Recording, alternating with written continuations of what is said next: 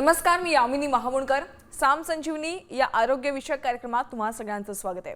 मंडळी, बदलती जीवनशैलीमुळे आज हृदयविकार हा केवळ वृद्धांपुरता मर्यादित राहिलेला नाही, तर तरुणांमध्ये देखील याचं प्रमाण अगदी चिंताजनक पद्धतीने वाढलंय. जेव्हा हृदयामध्ये ब्लॉकेजेस निर्माण होतात तेव्हा परिस्थिती अतिशय बिकट बनते आणि अशा कठीण प्रसंगी वैद्यकीय क्षेत्रातील एक आशेचा किरण ठरतेय, ती म्हणजे कॉम्प्लेक्स एंजिओप्लास्टी.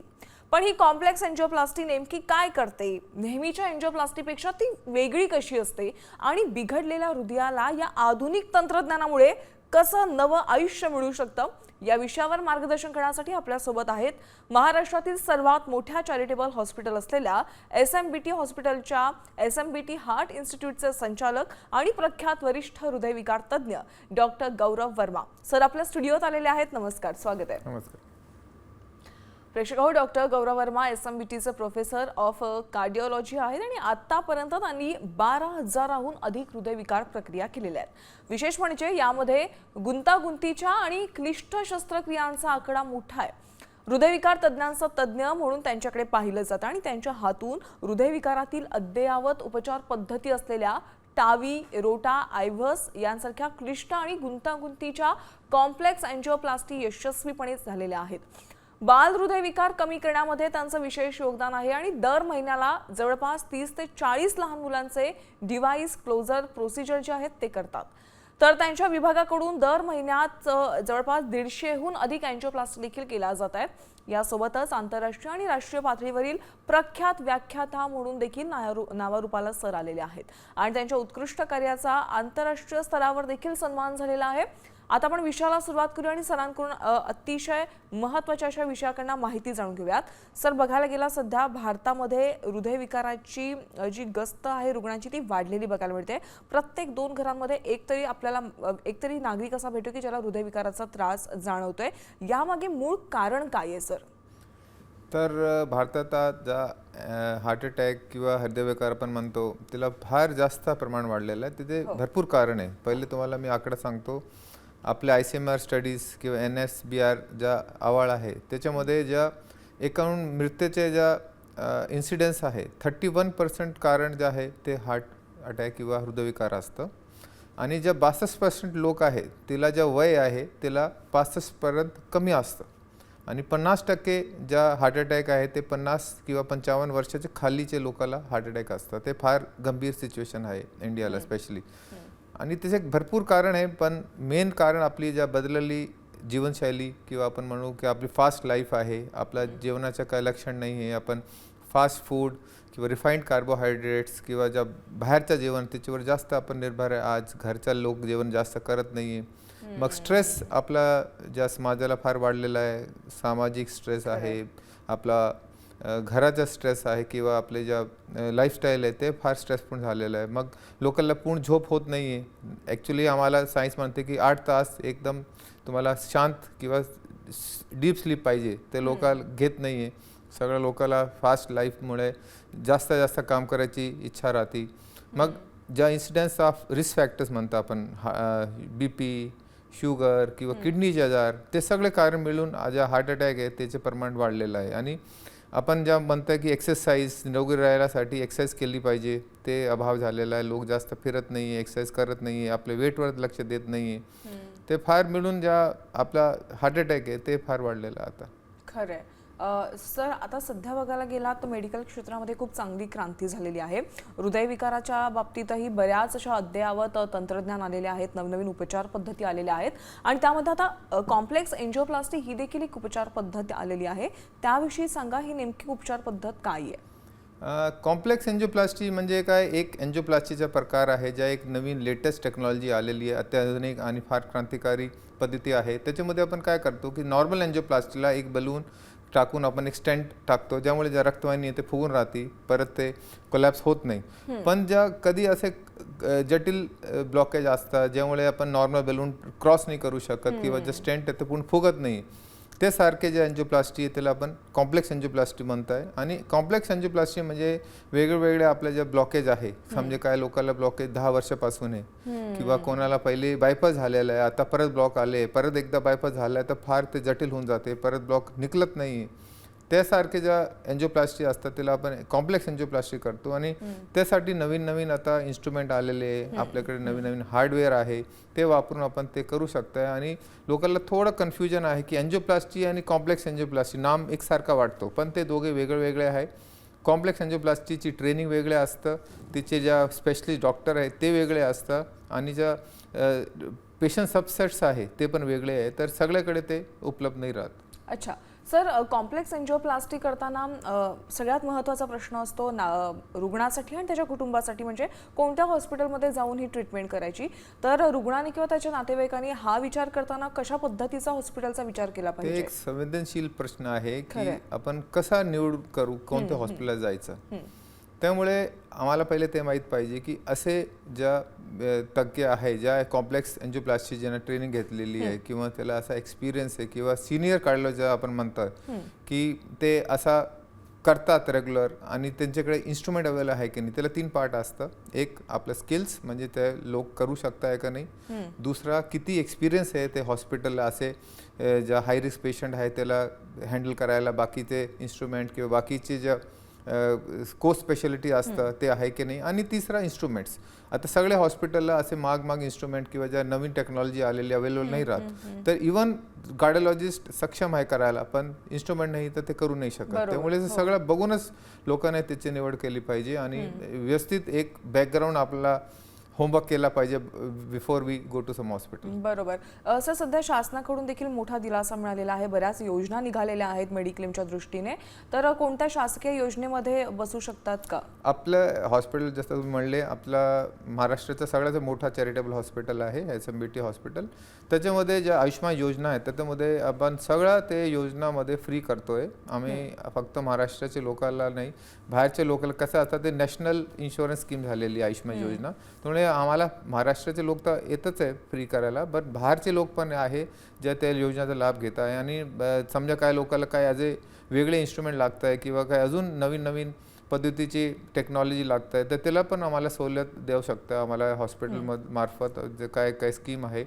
त्यामुळे ते फार कमी खर्चाला ते जे बेस्ट क्वालिटी आहे as per the international standards आम्ही ते प्रदान करायचे प्रयत्न करतो. अच्छा, सो मला कॉम्प्लेक्स एन्जिओप्लास्टी विषयी आणखीन एक महत्त्वाचा प्रश्न विचारायचा की सीटीओ म्हणजे जेव्हा एखादी रक्तवाहिनी 100% किंवा बऱ्याच काळापासून ब्लॉक असते, त्यावेळेस कॉम्प्लेक्स एन्जिओप्लास्टी कशा पद्धतीने काम करते? आता CTO is a term which implies chronic total occlusion. बरोबर. आणि ते आपण डिफाईन करतो की ज्या रक्तवाहिनी 6 महिने ते जास्त ड्युरेशनला बंद आहे, पण नॉर्मल काय लोक 3 वर्षापासून बंद आहे की 5 वर्षापासून बंद आहे. पहिले असा तंत्रविज्ञान इथे विकसित ना होता, आमच्याकडे इन्स्ट्रुमेंट ना होते आणि ते सगळे आपण भारून शिकलेले. जॅपनीज कोरियन लोक त्याला फार जास्त एक्सपिरियन्स्ड आहे आणि त्याला नवीन असे इन्स्ट्रुमेंट बनवले की ज्या रक्तवाहिनी इथे जटिल आणि फार टाईट ब्लॉकेज असतात त्याला आपण ते उघडू शकत आहे. आणि पहिले ते आम्ही पण करत नव्हते आणि ज्यावेळी आपण ट्रेनिंग घेतली, पाहिलेला बाहेर जाऊन लोकांना शिकला आणि की असं होऊ शकतं आहे, ते पद्धती आपण वापरून ज्या CTO आहे किंवा ज्या जास्त जटिल ब्लॉकेज आहे ते पण आपण वापरू करू शकता आहे. आणि ज्या तुम्हाला इन्स्ट्रुमेंट नाव सांगतो, एक रोटाब्लेशन नावाचा इन्स्ट्रुमेंट असतात, ज्या एक ड्रिलिंग सारखी मशीन आहे ज्या 1 मिनिटाला 1,80,000 फेरी फिरताय आणि ते वापरून आपण त्याला ज्या ब्लॉकेज आहेत जे फार जटिल झालेलं आहे त्याला कॅल्शियम जमा झालं आहे ते आपण काढून त्याला आपण कॅल्शियम मॉडिफाय करू शकताय आणि एन्जिओप्लास्टी करू शकताय. बरं सर, आता हे झालं CTO बद्दल. अनेकदा असं होतं की रक्तवाहिन्या मोकळ्या नाही होत, म्हणजे जेव्हा कॅल्शियम जमा होतं जास्त प्रमाणात त्यावेळेस रक्तवाहिन्या फार कडक होतात. मग त्या रक्तवाहिन्या मोकळ्या करण्यासाठी कोणती अशी विशेष तंत्रज्ञानं वापरली जातात का? आता भरपूर आमच्याकडे असे रेफरल पेशंट असतात ज्यामुळे बाहेर एकदा ट्राय केलेली एन्जिओप्लास्टी फेल झाली आहे, कारण की आपली वायरस क्रॉस नाही होत किंवा वायर क्रॉस झाली स्टंटच जात नाही. त्याचे कारण कसं आहे, ते फार जटिल किंवा टाईट ब्लॉक राहतं आणि त्याच्या कारण फायब्रोसिस किंवा कॅल्शियम.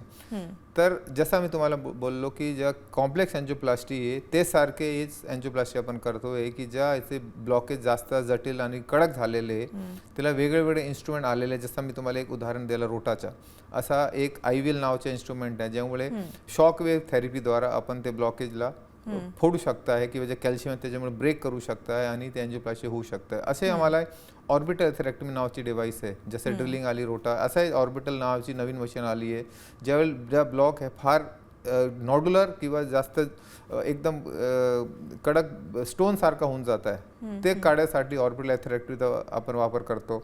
मग असे नवीन calcium modifying device, cutting balloon आहे, हाय प्रेशर बलून्स आलेले आहे, आणि ते सगळं आपण फक्त कॉम्प्लेक्स एन्जिओप्लास्टीमध्ये करू शकतो. अच्छा सर, आता एक महत्त्वाचा प्रश्न की जेव्हा मुख्य रक्तवाहिनी असते, मुख्य रक्तवाहिनीच्या फाट्यावर जेव्हा एखादा ब्लॉक असतो त्यावेळेस ही एन्जिओप्लास्टी करताना विशेष अशी कोणती काळजी घ्यावी लागते? इम्पॉर्टंट प्रश्न आहे की ज्याला आपण लेफ्ट मेन डिजीज म्हणतात. लेफ्ट मेन डिजीज म्हणजे जिथून आपली रक्तवाहिनीचा प्रवाह सुरू होत आहे, ते दोन रक्तवाहिनीला बायफर्केट होते, एलएडी आणि सर्कमफ्लेक्स, आणि ते तोंडावर समजा ब्लॉक आला तर ते पहिले आपण आजचे 5 वर्ष 10 वर्ष आधी फक्त एकच पर्याय होता, बायपास. छाती चिरून त्याला बायपास करायची गरज पडत होती. पण आता नवीन ज्या टेक्नॉलॉजी आलेली किंवा इमेजिंग गायडिंग कॅथेटर्स आलेले आहेत, त्याचा वापर करून आपण ते कॉम्प्लेक्स एन्जिओप्लास्टी पण करताय. आता आमच्यासाठी तर रुटीन झालेलं आहे. आमच्या हॉस्पिटल आता एक रेफरल हॉस्पिटल नावचा एक प्रसिद्ध झालेला आहे, की मुळे आम्हाला सगळे ज्या बाहेरचे लोक आहेत ते रेफर करताय की समजा complex left main bifurcation disease आहे, ज्याला कॅल्शियम जमा आहे किंवा बाहेर एकदा पहिले स्टंट टाकलेला आहे, परत ब्लॉक आलेले आहे, त्यावेळी आपण ते नवीन नवीन इन्स्ट्रुमेंट वापरून ते पण रेग्युलरली करतात. बरं, तर आता अनेक रुग्णांचं वय बघता बायपास करणं कधी कधी शक्य नसतं. मग अशा वेळेस तुम्ही एक हृदयविकार तज्ज्ञ आहात, इतक्या वर्षांचा तुम्हाला अनुभव आहे, मग तुम्ही रुग्ण किंवा एखाद्या नातेवाईकांना या अद्ययावत ही जी प्रक्रिया आहे ती करण्यासाठी कशा प्रकारे तुम्ही धीर देता त्यांना? आता पहिलं तर एक लोकाला आमचे ज्या डॉक्टर समाज आहे किंवा कार्डिओलॉजिस्ट आपण स्पेसिफिक समजा बोलू तर त्याला एक विश्वास धरला पाहिजे. कोणते पण आपण असा बोलू तर ते डॉक्टरवर विश्वास फार गरजेचा असतं. तर आपण त्याला सगळ्या नातेवाईला बसून त्याला माहिती देतो की बायपास आणि एन्जिओप्लास्टीला काय काय फरक आहे. आणि समजा काय रुग्ण फार ओल्ड असतात, जिथे वय 70चे पुढे आहे, त्याला छाती चिरून जास्त काय लाभ भेटणार नाही आहे, किंवा ज्याला किडनीचे आजार आहे, थायरॉइडचे आजार आहे, किंवा फुफ्फुस वीक आहे, ज्याला बायपास स्टँड नाही करू शकत, म्हणजे फार फ्रेल पेशंट आहे, त्याला एन्जिओप्लास्टी मार्फत आपण ज्या नवीन नवीन टेक्नॉलॉजी वापरून त्याला बगैर चिरफाडला ते एकदम सोप्या दृष्टीद्वारा करू शकतात. अच्छा सर, या कॉम्प्लेक्स एन्जिओप्लास्टीमध्ये काही धोके किंवा रिस्क असतात का, आणि ते टाळण्यासाठी तुम्ही काय करता? मग कोणतं पण प्रोसिजर करा, आपण सर्जिकल प्रोसिजर करा, एन्जिओप्लास्टी करा, त्याला 1 ते 5% धोका राहतो depending on the patient subset. काय लोक थोडे जास्त वीक असतात, ज्याला पहिले हृदयाच्या विकारचा झटका आलेला आहे, किंवा ज्याला हार्ट वीक झालेला आहे, किंवा कोणाला वॉलचा प्रॉब्लेम असता, तर थोडा धोका वाढून जात आहे. कोणतं पण प्रोसिजर बघा रिस्क होत नाही. आणि आता त्यासाठी पण आमच्याकडे मशीन आहे, ज्याला आपण LVSS डिव्हाइस किंवा इम्पेला डिव्हाइस किंवा IABP बलून, ते वेगळे नवीन थोडे कॉम्प्लिकेटेड टर्म्स आहे. ते काय करताय की हृदयाला त्या क्षणला ज्यावेळेस समजा आपण ऑपरेशन करतात, हार्ट समजा बंद पडला, त्यावेळेसाठी त्या हार्टला थोडा पंपिंगचा सपोर्ट करता आहे. आणि समजा हार्ट बंद पण पडला तर थोडे टाईमसाठी ॲज अ आर्टिफिशियल हार्ट काम करताय. आणि त्यावेळेला आपण समजा एन्जिओप्लास्टी पूर्ण केली, आपण सक्सेस झाली, तर परत हार्ट आपण चालू करून पेशंटला बगैर काय धोका देऊन आता करू शकता. बरं, मला तुम्हाला काही अद्ययावत तंत्रज्ञानाविषयी तुम्हाला विचारायचं आहे, जसं की कॉम्प्लेक्स एन्जिओप्लास्टी करत असताना आयव्हस किंवा OCT ही जी अत्याधुनिक इमेजिंग तंत्रज्ञान आहे त्याचा नेमका कशा पद्धतीनं फायदा होतो? येस, ते एकदम लेटेस्ट आणि फार सोफिस्टिकेटेड इन्स्ट्रुमेंट आलेले आहे. नॉर्मल एन्जिओग्राफी आपण ज्या करताय त्यासाठी आपण एक फ्लोरोस्कोपी किंवा एक्सरेजचा यूज करतो, आणि बाहेरून आम्हाला 2 डायमेन्शनल एक फिगर दिसतं आहे की असं ब्लॉकेज आहे आणि अशी पद्धतीला एन्जिओप्लास्टी करायचं. पण ॲक्च्युअल 3 डायमेन्शनल पिक्चर किंवा तिच्या कंटेंट काय आहे ब्लॉकेजचा, तिची लेंथ किती राहील, किती कंटेंट म्हणजे कॅल्शियम किती आहे, फायब्रोसिस किती आहे, त्याच्यामध्ये थ्रॉम्बसचं बर्डन म्हणजे रक्ताची गुठली किती जमलेली आहे, ते फक्त इमेजिंग जसं तुम्ही बोलले आयव्हस आणि OCT. आयव्हस जे आहे ते साऊंड वेव्हवर आधारित आहे, आणि ज्या OCT आहे ते लेझर लाईट सारखी एक इन्फ्रारेड लाईट वापरते, आणि तिचे द्वारा ते इमेज क्रिएट करते, ज्यामुळे आम्हाला ते दिसतंय की आतमध्ये जे ब्लॉकेज आहे ते किती कडक आहे, त्याला कंटेंट काय आहे, आणि काय काय आपण इन्स्ट्रुमेंट वापरू शकतो. तिथं चेन पण आपण OCT आयव्हस मार्फत करतोय. आणि समजा आपण स्टँड टाकला, स्टँड किती फुगलेला आहे, स्टँडचे जवळ काय ब्लॉक राहिला तर नाही, स्टँड समजा आपण टाकला तर जवळला काय डायसेक्शन तर नाही झालेला आहे, ते पण आपण परत चेक करू शकतो. आणि होतं काय की समजा आपण ते केला आणि बगैर आयव्हस आणि विथ आयव्हस किंवा OCT आपण वापरून केली एन्जिओप्लास्टी, तर आमची जे सायन्स आहे किंवा आमचे ज्या डाटा आहे क्लिनिकल ट्रायल ज्या झालेली आहे ते दाखवतोय की आयव्हस OCT द्वारा केलेली अँजिओप्लास्टीचे जे रिझल्ट्स आहे किंवा लॉंग टर्म प्रोग्नोसिस हे फार चांगलं आहे आणि पेशंटला परत ब्लॉक व्हायचे चान्स त्या ठिकाणी कमी होऊन जातात. बरं सर, एखाद्या रुग्णाची हृदयक्रिया खूपच कमकुवत असेल, मग अशा वेळेस हाय रिस्क केसेसमध्ये सुरक्षिततेसाठी तुम्ही अशी कोणती खबरदारी घेता? आता जसं तुम्हाला बोललो की ते फार आमच्यासाठी एक कॉम्प्लिकेटेड विषय असतं. आम्ही त्याला फार 3 दिवस पहिले त्याला ॲडमिट करू. नॉर्मल अँजिओप्लास्टीला आपण 1 दिवस पहिले ॲडमिट करून दुसरे दिवस प्री मेडिकेशन देऊन अँजिओप्लास्टी करू शकता, प्रोव्हाइडेड त्याला ब्लड टेस्ट आणि हार्टचे जे बाकी टेस्ट आहेत ते नॉर्मल आहे. पण समजा काय लोकाला हार्ट पहिल्यापासून वीक आहे, आम्हाला माहिती आहे की तिला थोडा किडनीचा आजार आहे, थोडा हार्ट वीक आहे, तिला डायबिटीज पण जास्त आहे, तर पहिले आपण हार्टला स्टेबल करतोय. त्यावेळी जसं तुम्हाला बोललो, ज्या हार्टला सपोर्ट करायची डिव्हाइस आहे ते पण ॲज अ प्रिकॉशनरी टाकतो पहिले. आणि मग आमचे ज्या एनेस्थेटिक्स स्टँड बाय राहत आहे आणि कधी कधी आम्हाला भूल पण द्यावंच लागतं, पण रुटीनली आपण बगैर एनेस्थेसियाची अँजिओप्लास्टी करतात. आणि समजा कधीतरी आम्हाला असा लाईफ सपोर्ट ज्या सिस्टम असतात, जसं मी तुम्हाला बोललो IBP बेलून राहिला किंवा बाकीचे काही इन्स्ट्रुमेंट आहे ज्या आपल्या हार्टची पंपिंगला स्टेबल करायला हेल्प करतात, ते पण आपण स्टँड बाय ठेवतो आहे आणि पेशंटला पूर्ण एकदम फिट करून तरच आपण अँजिओप्लास्टी करतो. बरं, पण सर एंजिओप्लास्टी नंतर जो स्टेंट टाकला जातो तो पुन्हा ब्लॉक होऊ नये यासाठी तुम्ही काही सल्ला देता का रुग्णांना? रुग्णाने कशा पद्धतीने काळजी घेतली पाहिजे? ते पण एक थोडा गैरसमज आहे लोकांमध्ये की स्टेंट ब्लॉक झालेला. स्टेंट कधी ब्लॉक नाही होत. आपलं जे शरीर आहे तेच परत ब्लॉक निर्माण करत आहे आणि त्याचं मुख्य कारण जसं आपण बोललो कोलेस्ट्रॉल आणि ज्या ट्रायग्लिसराईड आहे त्याच्यामुळे ज्या वेगळ्या ऑक्सिडाइज्ड लिपिड्स आहे ते जाऊन जमत आहे आणि त्यामुळे ब्लॉक उत्पन्न होत आहे. त्याचे मुख्य कारण आहे की समजा लोकांनी गोळी औषध बंद केली आणि गोळी औषधमध्ये बोलण्याचा अर्थ आहे की रक्तपातळची ज्या मेडिकेशन असतं किंवा अँटी कोलेस्ट्रॉल मेडिकेशन असतं ज्यामुळे स्टॅटिन्स आपण जास्त वापरतं किंवा ब्लड प्रेशरची मेडिकेशन्स आहे किंवा त्याने डायबिटीसचा कंट्रोल नाही ठेवला, त्यामुळे ते ब्लॉक परत होऊ शकतं आणि शरीराची एक टेंडन्सी होऊन जाते की एकदा समजा ब्लॉक बनला तर तिला परत ब्लॉक बनू शकतं. तर आम्हाला फार लोकांना सांगावं लागतं की अँजिओप्लास्टी फक्त एक स्टेज आहे तुमची लाईफला, तुम्हाला ते पथ्य धरावंच लागते आयुष्यभर. तुम्हाला रेग्युलर लाईफस्टाईल आपला चेंज करावा लागतो, फक्त गोळ्याच नाही. जेवणाची शैली काय आहे, आपली फिरायची शैली काय आहे, किती आपण स्ट्रेस घेतो, एक लाईफस्टाईल कसं आहे की आपला रुटीन कसं आहे ते सगळं बघूनच आपण एकदम तिला नॉर्मल ठेवू शकतं. अच्छा सर, आता हृदयविकाराच्या या सगळ्या तंत्रज्ञानांमध्ये आपण बघतोय की नवनवीन तंत्रज्ञान आलेले आहेत, आधुनिक तंत्रज्ञान आलेले आहेत. SMBT मध्ये कोणत्या अशा तंत्रज्ञान आहेत त्याविषयी सांगा. Yes, as a director of cardiology ज्यापासून मी जॉईन झालो, मी SMBT जॉईन केलो होतो 2014ला. त्यापासून आपण एकच आमच्याकडे एम होता की ज्या बेस्ट सर्व्हिसेस आहे आमचे ज्या ट्रस्ट आहे किंवा as a charitable institute we try to give the best possible investigations as well as the result to our patient. तर ज्या तुम्ही बोलले ज्या लेटेस्ट इक्विपमेंट्स आहे, आम्हाला सगळ्यात पहिले आम्ही आयवस घेतला की आम्ही ज्या अँजिओप्लास्टी कुटील किंवा ज्या जटिल अँजिओप्लास्टी ते करायचं तर आम्हाला आयवस पाहिजेच. त्यासाठी आम्ही पहिले आयवस घेतला, त्याच्यानंतर आपण रोटा घेतला, त्याच्यानंतर ज्या लेटेस्ट इक्विपमेंट्स आहे दर वर्षाला आपण त्याला अपग्रेड करतो. ज्या इन्स्ट्रुमेंट्स आहे किंवा स्टँड्स आहे ते पण आपण ज्या बेस्ट क्वालिटीचे आपण कुठे कॉम्प्रोमाइज करत नाही. काय कारण ज्या पण आपण इन्स्ट्रुमेंट वापरले त्याचा रिझल्ट लोकांना फायदेदार दिसतं की पुढे ब्लॉक नाही येईल, त्यासाठी ते इन्स्ट्रुमेंट आपण चांगले वापरले, तिला व्यवस्थित आपण स्टँडच्या ज्या यूज केला तर ते परत ब्लॉक होणार नाही. तर ते that reflects in our future follow up period of the patient. अच्छा सर, आजवर तुम्ही इतक्या वर्षांमध्ये हाय रिस्क केसेस बऱ्याच तुम्ही हाताळल्या असेल. एखादी अशी केस तुम्हाला आठवते का की जी ज्यामध्ये खूप हाय रिस्क होती पण तरी देखील तुम्ही अगदी यशस्वीपणे त्या रुग्णाला बरं केलं? आता ते आमच्यासाठी रुटीन झालेलं आहे की आमच्या जसं बोललो हॉस्पिटल एक रेफरल सेंटर बनलेलं आहे. आम्हाला भरपूर असं भारून फोन येत आहे की अँजिओप्लास्टी बाहेर ट्राय केली होती, सक्सेस झाली नाही. पण ज्या मला फार एक आठवण राहते, इथे एक आमचे बाबा होते 90 वर्षाचे. बापरे. आणि त्याला 3 ब्लॉक होते आणि 3 ब्लॉक आज नाही 3 वर्षापासून होते पहिले आणि त्याला बायपास सांगितला होता.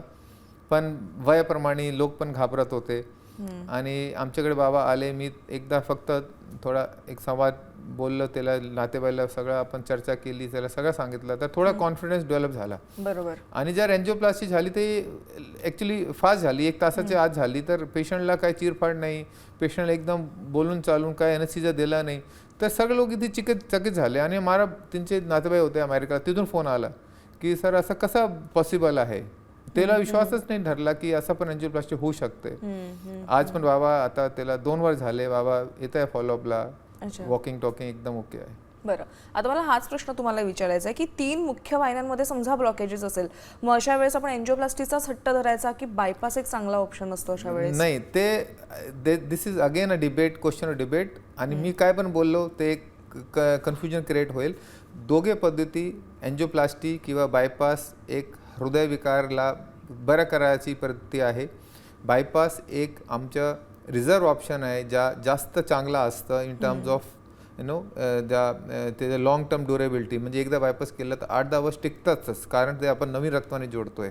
पण तिला एक रिस्क असतं की त्याला चिरफड करून आपण करू शकतोय. आणि समजा तिला काय लोकांना कोमॉर्बिडिटीज आहे, समजा शुगरचा आजार, किडनीचा आजार, वीक आहे, वजन कमी आहे, वय जास्त आहे, ज्याला ते शक्य नाही आहे. बरोबर. त्यामुळे एंजिओप्लास्टी एक सोपा, सरळ आणि रिस्क फ्री एक ऑल्टरनेटिव्ह आहे. आणि आपण भरपूर असे लोक आहेत ज्याला बाहेर बायपास सांगितलं आहे, पेशंटला भीती असते बायपास नाही करायचं, तर आम्ही तेच सांगतोय की decision you have to take, the family has to take the decision की तुम्हाला काय पाहिजे. बरोबर. समजा तुम्हाला एकदाच बायपास आपण केला आणि 8-10 वर्ष निरोगी राहायचं, तर bypass is a better option. एंजिओप्लास्टीला कसं आहे, आपण तेच रक्तवाहिनी उघडणार आहे, तर कधीतरी त्या रक्तवाहिनीला परत ब्लॉक होऊ शकतं, ज्या आम्हाला पण माहीत नाही राहत. आमचं काम आहे ज्या आज ब्लॉकेज आहे तिला आपण काढून एकदम नॉर्मल करतोय. पण समजा परत ब्लॉक आले तर आपल्याकडे एंजिओप्लास्टी, बायपास दोन्ही ऑप्शन राहतात. पण एकदा बायपास झाला तर फार अवघड असतात सेकंड ऑपरेशन. तर आपण बायपास रिझर्व ठेवतोय आणि ट्राय करतो की एंजिओप्लास्टी होऊ शकते का, प्रोव्हाइडेड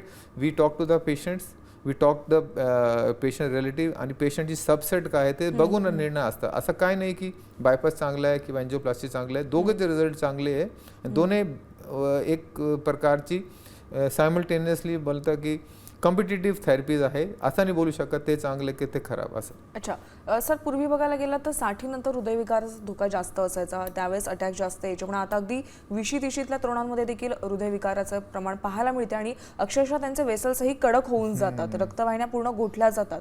त्याचं नेमकं कारण काय? कारण की एकीकडे असं देखील म्हटलं जातं की जिम करत असताना देखील अनेक तरुण कोसळलेले आहेत, हृदयविकाराचा झटका आला. यामागचं नेमकं कारण काय आहे? बरोबर आहे. ते आमच्यासाठी पण एक सरप्राईज आहे. आता लास्ट वीकच आमच्याकडे एक आमचे नातेवाईक आमच्या ओळखीचे लोक होते, त्याची वय होती 40 इयर्स. अच्छा. ते वाईफ आणि दोघे लोक आले आणि ते बोलले थोडं छाती दुखतंय. आपण स्ट्रेस टेस्ट केलं, एक टेस्ट असतं ज्यावेळेला पेशंट पट्ट्यावर चालतं आणि आम्हाला ECG काढून दिसतं की हार्टवर काय स्ट्रेस तर नाही आहे. तर ECGला चेंजेस आले. आपण एंजिओग्राफी केली तर जसं तुम्ही बोलले एकदम कॅल्सिफिक हार्ट ब्लॉक होते, जसा आपण 70 वयाला बाबाला समजा पाहिला त्यासारखे ब्लॉक होते. आणि आम्हाला पण आश्चर्य वाटलं की इतकी टाईट ब्लॉक का आले. तर बेसिकली त्याला 3-4 कारण आहे. एकतर जे आपण खानपान ते आपलं व्यवस्थित नाही आहे.